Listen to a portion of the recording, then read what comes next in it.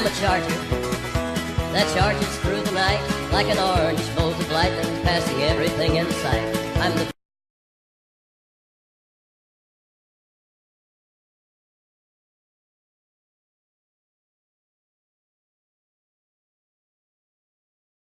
Hi, my name is Albert Isaac Toto Lopez. I'm 19 years old. I'm from Mexico City, but I'm living in Tulancingo Hidalgo because I'm studying medicine veterinary in ICAP. Hi, I am Maria Fernanda Jarillo Lopez and I am 18 years old. And I am from Tulancingo Hidalgo and I study medicine veterinary in first semester and group 1. Hi, I'm Jennifer Vera Santillán. I'm 18 years old.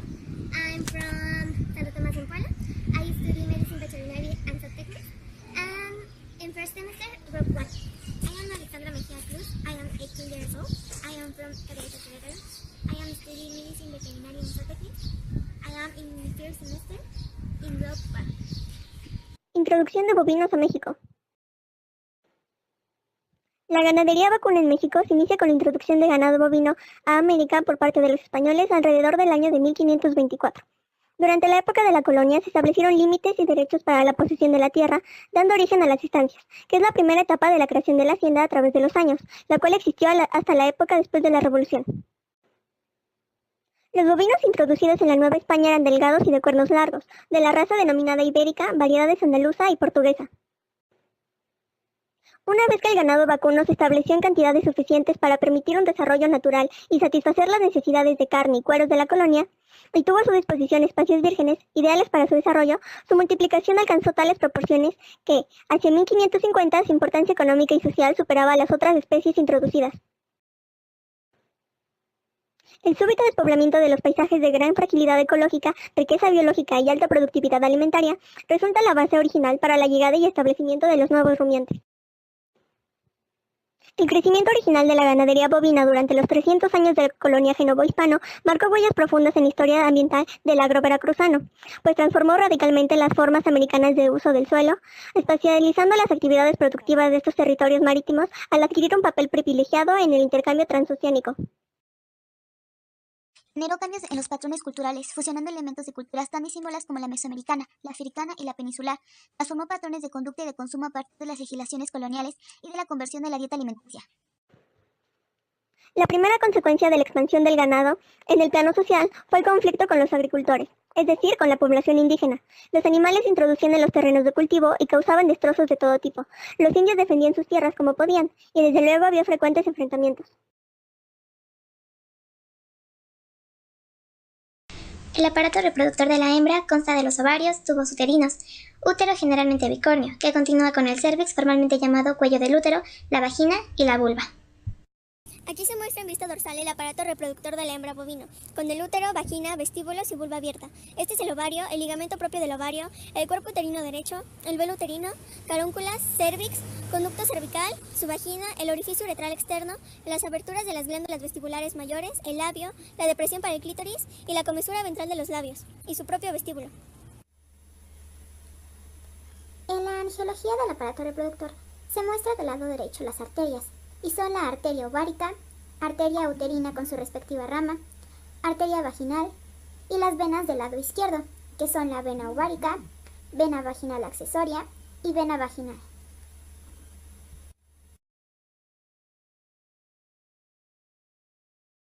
En ovario se encuentra una combinación de glándula exócrina y endocrina, es decir, que se va a producir tanto ovocitos como hormonas, principalmente estrógenos y progesterona. Esta estructura está cubierta por un epitelio simple cuboide, constituido por mesenteliocitos cuboides debajo de esta, la túnica albuginea, que está constituida por tejido conectivo colágeno compacto y regular. Esta divide al órgano en dos zonas, una corteza en la que se observa folículos ováricos en diversos estados de desarrollo, primordiales, primarios, secundarios, preantrales, terciarios, maduros y artrésicos. También es posible encontrar estructuras llamadas cuerpos hemorrágicos, cuerpos lúteos y cuerpos blancos. La otra región del ovario es la médula, mucho más pequeña que la corteza y donde se localizan los vasos sanguíneos y nervios del órgano. La corteza ovárica tiene las siguientes estructuras: folículos ováricos, que se dividen en primordiales, que son los que se encuentran en gran número, especialmente debajo del mesotelio que recubre el órgano. Son los más pequeños ya que están constituidos solo por un ovocito rodeado por células escamosas. Los primarios, como respuesta a un incremento en el nivel hormonal de estrógenos y de FSH. Las células escamosas que rodean el ovocito en el folículo primordial se convierten en células cuboides e inician la secreción de la zona pelúcida junto con el ovocito. Los secundarios. En respuesta al estímulo hormonal citado, las células cuboides del folículo primario se multiplican y forman varias capas que rodean el ovocito, células foliculares. La zona pelúcida entre el ovocito y estas células aumenta su grosor. Las preantrales. En este punto las células foliculares secretan un fluido rico en estrógenos llamado licor folicular, y este se empieza a acumular entre ellas, formando espacios. El ovocito no aumenta su tamaño. En la parte externa del folículo se empiezan a diferenciar la teca interna, formada por células fusiformes que secretan FSH y LH, y la teca externa, formada por fibroblastocitos que forman una cápsula delgada de tejido conectivo. Los terciarios son los espacios con licor folicular. Entre las células foliculares se fusionan en uno solo de gran tamaño, que se llama antrofolicular. El ovocito se ve desplazado hacia un lado y se ve rodeado por células foliculares que mantienen una continuidad con las que rodean el antro. Por encima de estas se observa la teca interna y la teca externa. Las células que rodean al ovocito reciben el nombre de cúmulo ovigenio. Los maduros. Por influencia de las hormonas FSH y LH, los folículos terciarios van aumentando su tamaño, hasta un quinto del total del volumen del ovario, hasta que ocurre la ovulación, siendo liberado el ovocito junto con las células del cúmulo ovigero, que ahora se llaman corona radiada, a través de la superficie del ovario y hasta el oviducto. Los atrésicos. Estos folículos en algún punto de su desarrollo se detienen y tienden a degenerar su estructura, la cual es destruida por leucocitos y reabsorbida, quedando en su sitio fibroblastocitos y tejido conectivo de la túnica albuginea, que son los cuerpos blancos.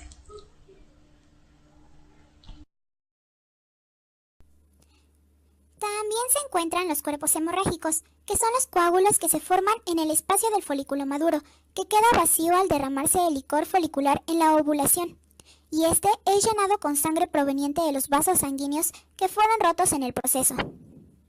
De igual manera, se encuentran los cuerpos lúteos, que son las células foliculares que quedan en la fosa de ovulación. Utilizan la fibrina del cuerpo hemorrágico como medio de proliferación y se transforman en las células del cuerpo lúteo o amarillo, productoras de progesterona. El nombre lo recibe por su color macroscópico.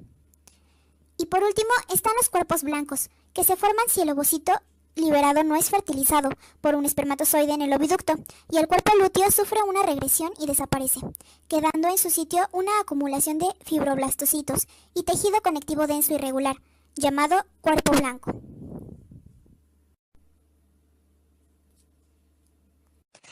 Los tubos uterinos son estructuras bilaterales que se extienden desde la región del ovario hasta los cuernos del útero y sirven como tubos de transporte a los ovocitos desde el ovario, a los espermatozoides desde el útero y a los cigotos desde el sitio de fertilización hacia el útero. Este órgano está constituido por 3 túnicas de adentro hacia afuera: el endometrio, miometrio y perimetrio. El endometrio o túnica mucosa está constituido por un epitelio simple columnar y algunas porciones ciliadas. También está constituido por una lámina propia, formada por tejido conectivo colágeno laxo, infiltrada por gran cantidad de glándulas uterinas.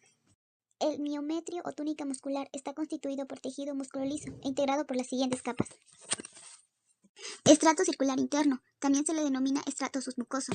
Estrato vascular, integrado por vasos sanguíneos prominentes que también irrigan la mucosa. Estrato longitudinal externo, a este último se le subdivide en 2 capas denominadas de acuerdo con su localización: estrato supravascular y estrato subseroso.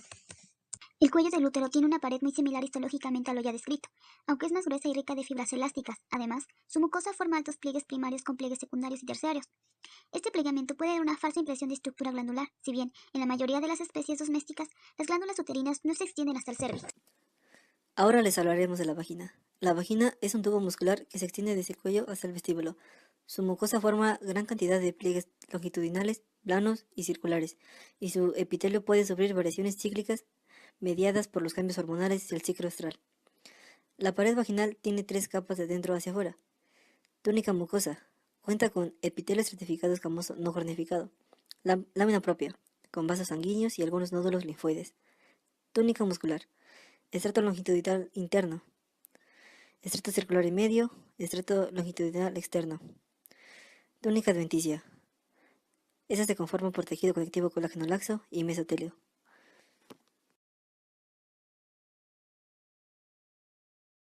En los mamíferos hay 2 sistemas que regulan el proceso reproductivo: el endocrino y el nervioso. Cada uno desempeña un papel específico. Es necesario que haya una interrelación entre ambos para que el proceso reproductivo llegue a un buen término. Esta regulación se lleva a cabo mediante una compleja cascada de actividades combinadas del sistema nervioso central, los tejidos secretores, las hormonas y los órganos blancos.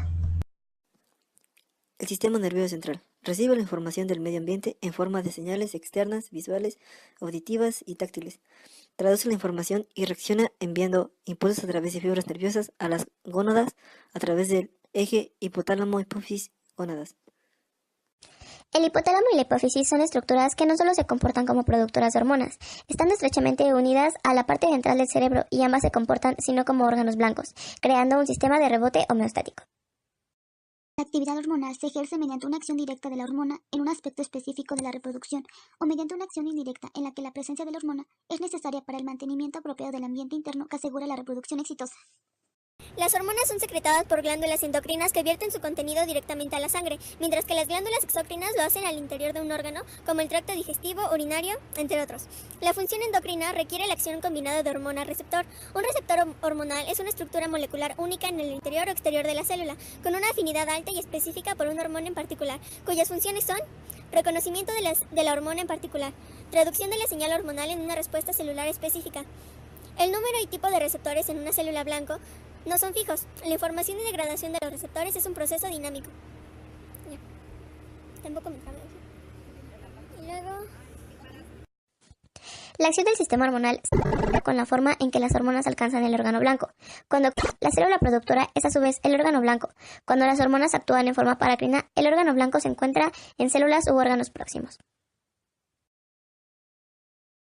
La función de una hormona en una célula puede consistir tanto en la inducción como en la degradación de receptores para otro mensajero. La mayoría de los receptores necesitan de un segundo mensajero para transmitir el mensaje. Uno de los segundos mensajeros que mejor se conoce es el adenosín monofosfato cíclico. Los receptores se pueden bloquear por un exceso de hormona, una estimulación suplementaria, por una dosis de hormona que normalmente es muy efectiva. No provocará efecto adicional. Es bastante conocido el caso de los receptores miometriales a la oxitocina que no son receptivos, sino han sido condicionados por los estrógenos. Algunos órganos blancos complementarios coadyuvan a la plena respuesta de una determinada hormona.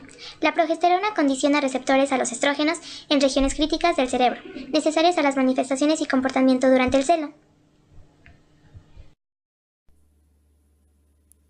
La identificación del órgano blanco o efector, así como la localización de los receptores de la hormona, se determina mediante la introducción de un isótopo radioactivo.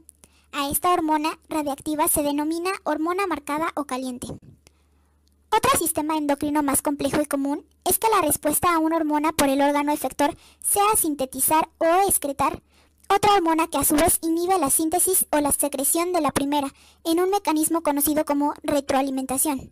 La retroalimentación puede ser positiva o negativa. Como retroalimentación positiva puede mencionarse el efecto del estradiol, que produce incremento de gonadotropinas hipofisiarias, induciendo una onda preovulatoria de las mismas.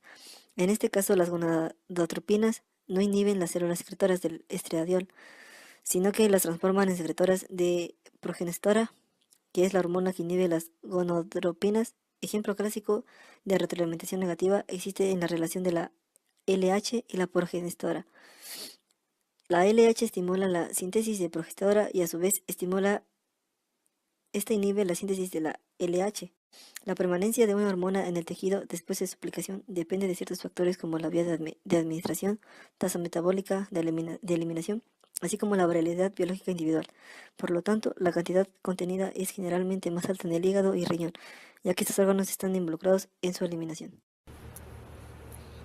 Las hormonas son sustancias químicas catalizadoras producidas en una glándula de secreción interna, con actividad en receptores específicos especializados que son sintetizadas por glándulas endocrinas y vertidas directamente a la sangre para ejercer su actividad en órganos donde regula o coordina funciones corporales, denominado órgano efector u órgano blanco.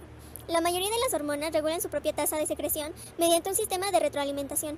Algunas hormonas tienen actividad general adicional a su actividad hormonal específica.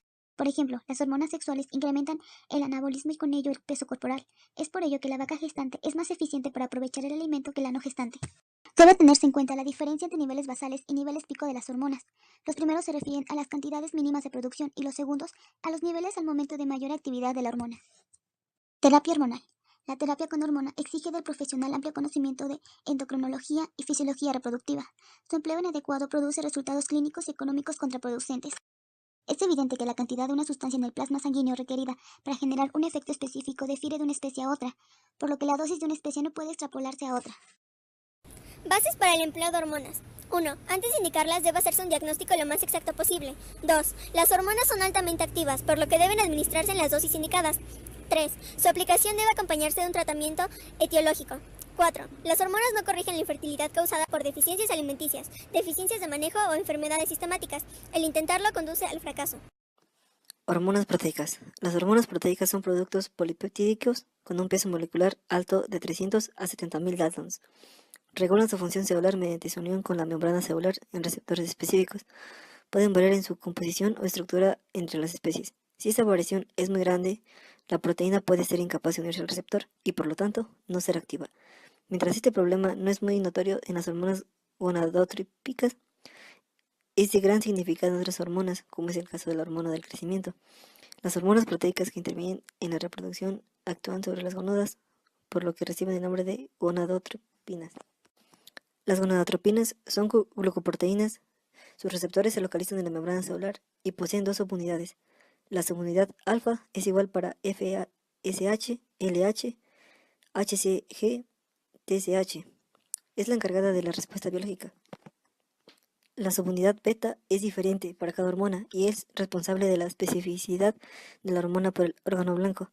Su secreción se inicia en la vida fetal, poco después de la diferenciación sexual, disminuyendo 2 meses antes del nacimiento y se reinicia en la pubertad. El aumento de la secreción de gonadotropinas causa la eliminación del control inhíbrico del sistema nervioso central, al tiempo que el desarrollo corporal alcanza un tamaño compatible con la reproducción. La frecuencia y amplitud del pulso son críticas a la actividad de la hormona. Gracias a la farmacéutica, el médico veterinario zootecnista dispone de productos farmacéuticos con actividad hormonal que le permite manipular hormonalmente los organismos para fines variados, como lo son la sustitución, que es la compensación de una deficiencia hormonal por falta de producción o liberación, la estimulación, que tiene como objeto estimular las funciones reproductivas tanto en condiciones normales como en el caso de actividad ovárica reducida, por ejemplo, la administración de hormona folículo estimulante con fines superovulatorios durante el proceso de trasplante de embriones. La inhibición tiene como objeto suprimir temporalmente la actividad endocrina normal o patológicamente aumentada de una glándula. Es el caso de la aplicación de PGF2A para producir la luteólisis en el proceso de sincronización de calores. Y la acción farmacológica, que aumenta la actividad fisiológica específica de órgano blanco, por ejemplo, la administración de progesterona para mantener la gestación.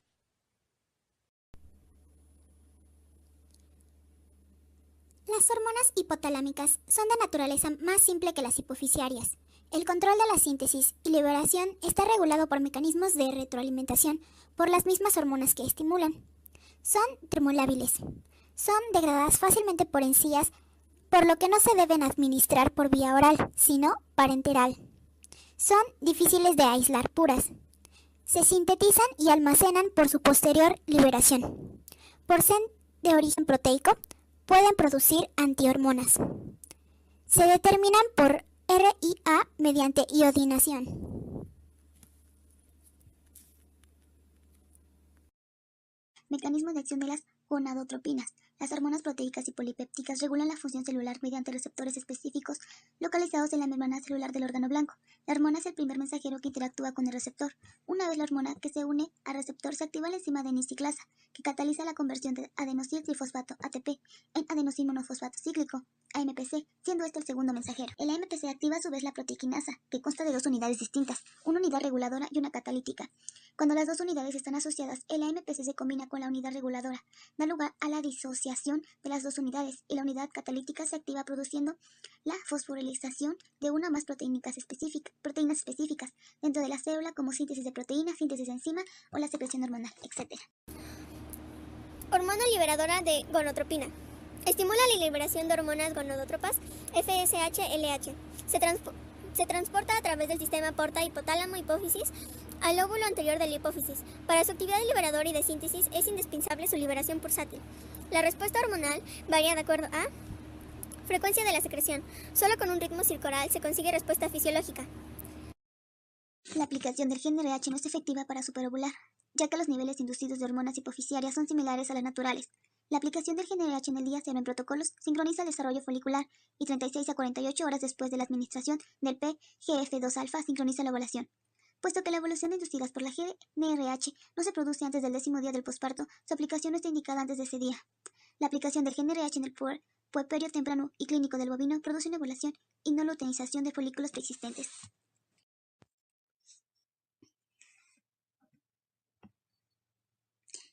Indicaciones. Inducción de ovulación en vacas repetidoras de alta producción de leche. Para ello es indispensable la presencia de folículos terciarios. Se administra el día del servicio. La inyección del gen RH produce la liberación de LH en el pico, tipo preovulatorio, aproximadamente a las 2 horas de su administración. Protocolos del IATF. Luego de la inyección de GnRH, se presenta un folículo dominante a los 7 días. La ventaja de utilizar GnRH como tratamiento inicial en el protocolo OPSIC es la inducción de la ovulación del folículo dominante o la luteinización de un folículo en vacas anovolutarias. Los bovinos responden de manera más consistente a los protocolos con GnRH si se inician entre los días 5 y 12 del ciclo. Tratamiento de quistes ováricos, sarco, mejoramiento del eyaculado, COP. Well, since my baby left me, well, I found a new place to dwell. Well, it's down at the end of Lonely Street, that heartbreak hotel where I'll be just a lonely baby. Well, I'm so lonely.